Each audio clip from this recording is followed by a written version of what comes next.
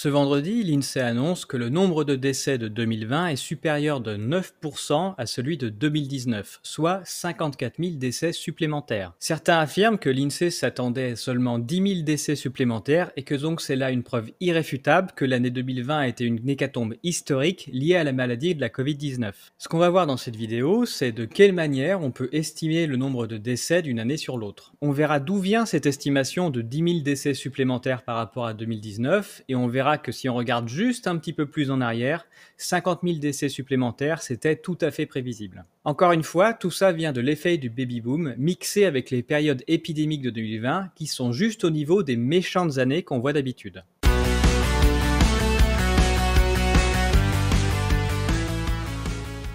D'après les données de l'INSEE, voici le graphique du nombre de décès en France depuis 1982. Je vous passe la subtilité qu'en 2014 Mayotte est intégrée aux chiffres puisque ça ne révolutionne pas les résultats au vu du faible nombre de décès là-bas chaque année par rapport à ceux de France métropolitaine. Depuis de nombreuses vidéos maintenant, je vous parle de la hausse de mortalité naturelle que nous voyons en France du fait notamment du vieillissement des baby-boomers. Les baby-boomers sont ces personnes extrêmement nombreuses nées entre 1946 et les années 70. Ces personnes vieillissent et arrivent dans les âges où la mortalité augmente. Rappelons juste que la principale cause des décès, cela reste l'âge. La vie normale, c'est de perdre ses grands-parents, puis ses parents, puis que ce soit notre tour. Le vrai drame de la vie, c'est quand ça se passe pas dans le bon sens, et en particulier de perdre un enfant. Si on revient à notre graphique, on peut voir que le nombre de décès augmente régulièrement depuis le milieu des années 2000. Autrement dit, à partir du moment où les baby-boomers ont commencé à rentrer dans la soixantaine. Pour mémoire, la mortalité commence à augmenter à partir de 50 ans. C'est ce qu'on voit par exemple avec le graphique de mortalité 2019. D'abord, un tout petit peu, et puis plus on vieillit, plus ça s'accélère. À 100 ans, c'est pas que ça diminue, c'est qu'il n'y a plus assez de monde pour faire des ratios statistiques qui tiennent la route. Maintenant, on va passer à la pratique pour expliquer cette histoire de 9%. Et je vais vous montrer de combien on peut estimer le nombre de morts 2020, en estimant que soit il n'y aura pas du tout de maladie, ou soit qu'il y aura une maladie un peu méchante comme celle qu'on voit d'habitude. Pour cela, je calcule toujours avec l'aide des données de l'INSEE le nombre de décès en France métropolitaine pour les années 2015, 2016, 2017, 2018 et 2019. Et ces chiffres-là, je les divise par la population de cet âge pour chacune de ces années, toujours en France métropolitaine. Ce qui me permet d'obtenir, pour chaque âge, le taux de mortalité de France métropolitaine. Voici donc le graphique. J'ai mis en gras les années 2019 en rouge et 2015 en bleu, de façon à bien voir que d'une année sur l'autre, la mortalité est bien différente. Surtout selon les épidémies qui passent, et que l'année 2019 est de loin la moins mortelle depuis 5 ans. Pour prévoir le nombre de décès 2020, l'INSEE a très probablement pris le taux de mortalité constaté en 2019 et l'a reporté sur la population estimée au 1er janvier 2020. On simule ainsi que tous les âges vont décéder en 2020 exactement comme en 2019. En faisant ce calcul et en rajoutant le fait que l'année 2020 a un jour de plus que 2019, je tombe sur une augmentation des décès en 2020 par rapport à 2019 de 15 000 personnes, soit 2,2%. Cette augmentation montre l'augmentation théorique juste due au vieillissement. Seulement, on a pu voir que l'année 2019 n'est pas du tout une année de saut, alors ça vaut très certainement le coup de regarder la mortalité des autres années et de regarder les cas extrêmes et la moyenne. Sur ce graphique, on peut voir ce qu'on estime en termes de hausse de mortalité entre 2019 et 2020, selon qu'on prenne plutôt ce qui s'est passé en 2019, 2018, 2017, 2016 ou 2015. Et selon le mean, c'est-à-dire le minimum de mortalité sur les 5 ans pour tous les âges, la moyenne et le max. Juste en ayant un regard de ces 5 dernières années, on peut se dire que si on est en dessous de la moyenne, c'est plutôt qu'on a vécu une bonne année. Si on est au-dessus, c'est que c'est une mauvaise année. Les prévisions d'une hausse de 9% des décès est au-dessus de la moyenne et montre qu'on a eu une année moche. En revanche, elle reste bien en dessous de ce qu'on estime en utilisant la mortalité de 2015, qui aurait été une augmentation de 9,4%. Et ce qui nous aurait amené non pas à 50 000 décès supplémentaires, mais à plus de 56 000. En 2015, en effet, on a eu une grippe sévère, pour laquelle pourtant, je vous le rappelle, quasiment toutes les personnes concernées étaient vaccinées. Les épidémies de 2015 de l'hiver ont juste été bien plus mortelles que les épidémies de 2020, sans pour autant générer une panique mondiale. Parce que comme on avait peu de vieux, ça ne se voyait pas et on s'en foutait. L'année 2020 n'est pas une année pépère comme l'année 2019 sur le plan de la mortalité, et ça, tout le monde en convient. L'année 2020 est une année de saut, comme on en voit régulièrement, et ça n'est pas une année de record en termes de taux de mortalité et ne justifie pas du tout la panique qu'on voit actuellement.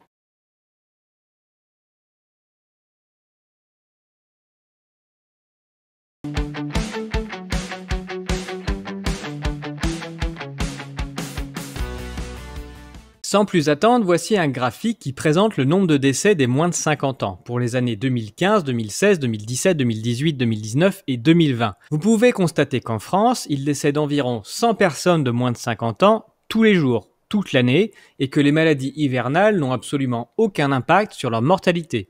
Les pics que l'on voit sont des moments dont vous vous souvenez certainement. Le 24 mars 2015, c'est le jour du crash de l'avion de la Germanwings, qui a fait 144 victimes sur le sol français dans les Alpes. Le 14 juillet 2016, c'est l'attentat de Nice qui a entraîné la mort de 86 personnes. Et enfin, le 13 novembre 2015, c'est l'attentat de Paris au Bataclan et dans les bars qui apparaît nettement. On dit souvent que les attentats tuent peu de monde. Ce n'est pas tout à fait vrai. En France, les moins de 50 ans meurent rarement. Le plus souvent, leur décès vient d'une maladie rare ou d'un accident. Les attentats font donc beaucoup plus de morts que d'habitude pour les moins de 50 ans, puisqu'à ces âges, on décède peu normalement. En revanche, les maladies hivernales, comme le coronavirus, sont complètement transparentes pour les moins de 50 ans. Les moins de 50 ans n'ont absolument pas plus de chances de décéder pendant un épisode de coronavirus que le reste du temps. En conclusion, les moins de 50 ans n'ont pas besoin de dispositions particulières.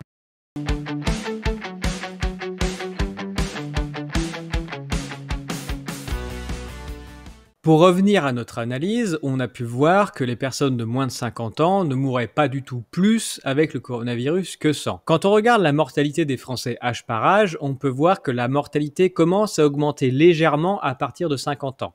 Donc maintenant, on va regarder ce qui se passe pour les 51-65 ans, et comme ça, on aura couvert à peu près tous les gens qui travaillent de 0 à 65 ans. Entre 51 et 65 ans, il décède environ 250 personnes tous les jours. Donc il décède 2 fois plus de personnes entre 51 et 65 ans qu'entre 0 et 50 ans. Comme toujours, plus on vieillit, plus on a de chances de décéder. Ici, entre 51 et 65 ans, on commence un tout petit peu à voir l'effet des maladies hivernales, dont l'épidémie de Covid-19. On voit que pendant l'hiver, les épisodes grippaux augmentent chaque année très légèrement la mortalité pour cette tranche d'âge. Ainsi, les personnes fragiles ont plus de chances de décéder pendant cette période. Le début de l'année 2020 était quant à lui bien moins mortel que d'habitude, tout particulièrement début février. Aussi, c'est l'épisode de mars qui a créé une légère surmortalité avec un effet de rattrapage sur le début de l'année. Ainsi, plutôt que d'avoir des épisodes de surmortalité à 330 décès par jour, on est passé 3 fois au-dessus des 350 décès en une journée. Donc tous les ans, on passe de 250 décès par jour à 330 décès par jour pour cette tranche d'âge pendant la grippe et personne ne dit rien. Et cette année, on est passé au-dessus de 350 décès 3 fois.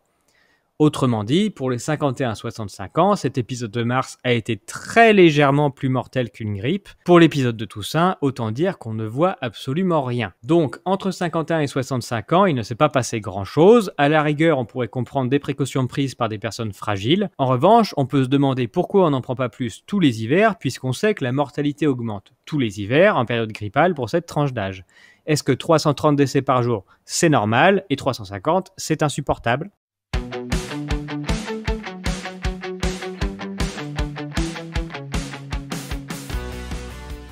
Il nous reste maintenant à voir ce qui s'est passé pour les plus âgés, mais avant d'aller plus loin, il faut prendre une précaution particulière. Si vous avez vu mes anciennes vidéos, vous savez qu'il y a une génération un peu particulière en France qu'on appelle les baby boomers. Ce sont des personnes qui sont nées entre 1947 et 1970. On ne peut pas du tout comparer la population qui est née en 1947 de la population qui est née en 1946. Il n'y a pas du tout le même nombre de personnes entre ces deux années.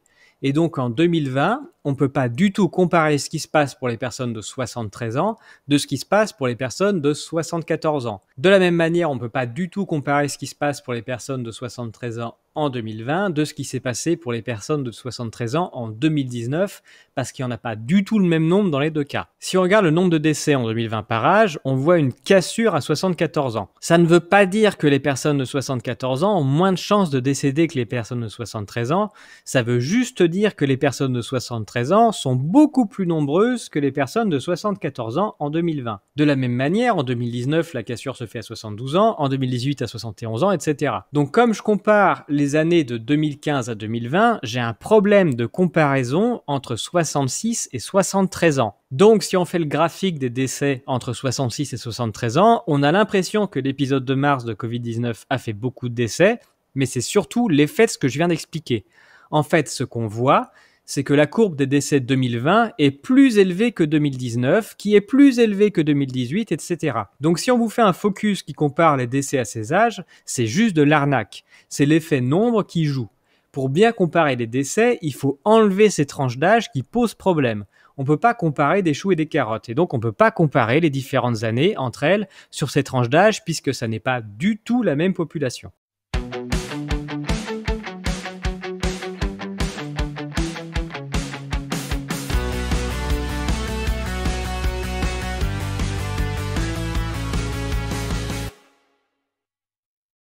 Pour la tranche d'âge des plus de 74 ans, la comparaison fonctionne puisqu'il n'y a pas de baby boomers dedans et donc c'est une population relativement homogène. En France, il décède plus de 1000 personnes de plus de 74 ans tous les jours depuis 2015. Plus précisément, 1000 décès, c'est le nombre le plus bas de l'année. Tous les hivers, le nombre de décès quotidiens passe régulièrement au-dessus des 1500 décès par jour. C'est-à-dire que tout le monde trouve ça normal, que le nombre de décès pour les anciens augmente de plus de 50% tous les hivers. En 2017, qui est une année de grippe considérée comme forte, 1700 personnes de plus de 74 ans sont décédées tous les jours, tout l'hiver, sans que personne ne s'en émeuve. Personnellement, j'ai perdu 2 grands-parents en 2017, dont un d'une infection pulmonaire, et personne n'a eu l'idée de leur faire un test pour savoir s'ils avaient la grippe au moment de leur décès. Comme ils étaient vieux, tout le monde a trouvé ça normal. En mars, nous avons bien une surmortalité pour les plus de 74 ans. Un peu plus élevée que celle constatée en période grippale. Plutôt que de passer de 1000 à 1700 décès par jour, nous sommes passés de 1000 à 2000 décès par jour. C'est en effet plus fort que les grippes de ces dernières années, mais ça reste comparable. Passer d'un côté à 1700 décès, où on ne fait rien, à un côté où on confine toute la France pour une mortalité un peu supérieure, c'est surtout que médiatiquement il se passe quelque chose. Alors pour le deuxième confinement, pour la mortalité de novembre, là on est clairement dans un cas de mortalité hivernale complètement classique. La seule différence, c'est que c'est plus tôt que d'habitude. En mars, c'était plus tard, et en novembre, c'est plus tôt. La nouveauté 2020, c'est surtout ça. Ça n'arrive pas au même moment que d'habitude. D'ailleurs, quand on voit ça, en termes d'origine du virus, vous pouvez penser que c'est l'histoire d'une chauve-souris qui a chié sur un pangolin qui a été mangé cru par un Chinois et qui a déclenché cette vague épidémique à Wuhan. Ou bien vous pouvez penser qu'il y a un laboratoire qui bosse exactement sur ce type de coronavirus à Wuhan, qui a fait une erreur de protocole sanitaire et qui a déclenché une épidémie à un moment de l'année où ça n'arrive pas d'habitude.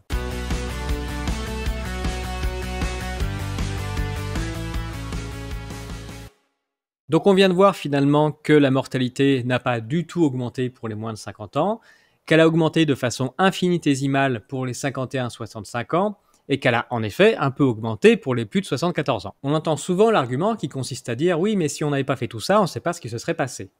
C'est vrai, mais est-ce qu'on doit se faire régir nos vies pour quelque chose dont on a peur et dont on ne sait pas si ça va vraiment arriver? De plus, dire que le confinement, les masques ou les gestes barrières sont une bonne protection, ça ne vient absolument pas des chiffres. Toutes les mesures de restriction sont appliquées à tout le territoire français et pourtant, comme à chaque épidémie, la mortalité n'est pas du tout la même selon les endroits. Si les mesures fonctionnaient, on aurait des résultats au moins comparables entre les départements. Ça ne fonctionne pas du tout. Pour cette raison, vous voyez des politiques et des journalistes assurer que ça prouve que les gens se comportent mal sur les territoires où le virus se propage. J'ai une autre théorie, les mesures proposées emmerdent le monde pour rien. Ce qui fait qu'un virus se propage, c'est probablement dû aux conditions météorologiques, à la population, peut-être à la promiscuité. Et au passage, concentrer toutes les populations, et en particulier les plus pauvres dans des immeubles, c'est complètement con, et pas que pour les épidémies. Le masque, ça doit avoir l'utilité de rassurer les gens et de leur faire croire que le problème vient d'eux, et qu'ils font quelque chose d'utile en le portant. Et en plus, comme ça, tout le monde ferme sa gueule.